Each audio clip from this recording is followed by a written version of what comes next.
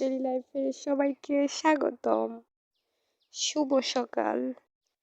আজকে আমি আসছি আমার সেই সবজি বাগানে নিজের হাতে করা।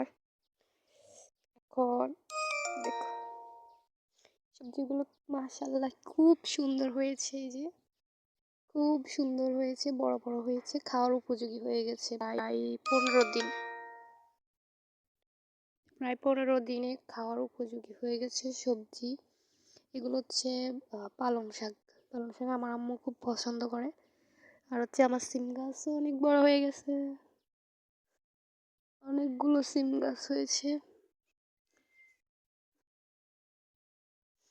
অনেক বড় বড় হয়ে গেছে। এই যে খুব সুন্দর লাগতেছে, মায়া লাগতেছে। নিজের হাতে রোপণ করা শাকসবজি, একদম ন্যাচারাল। এদিকে একটা সিম গাছ হয়েছে, এই যে সিম গাছ। আর হচ্ছে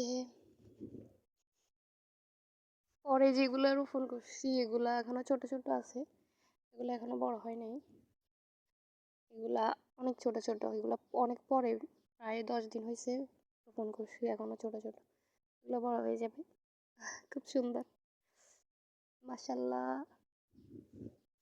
তারপর এখন লাল শাক, লাল শাকও প্রায় বড় হয়ে গেছে, এখনো খাওয়ার উপযোগী না, অনেক ছোট।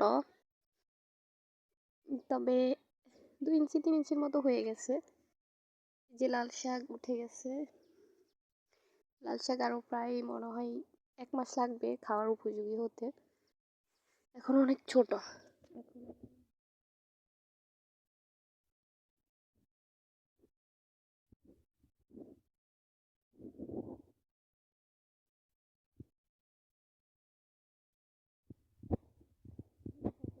এখন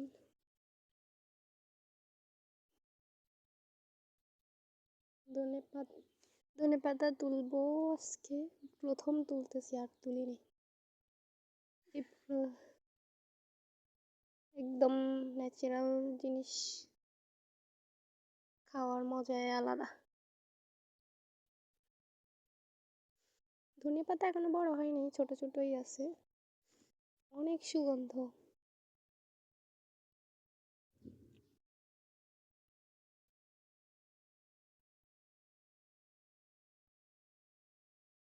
এই যে অনেক বড় বড় হয়ে গেছে ধনে পাতা।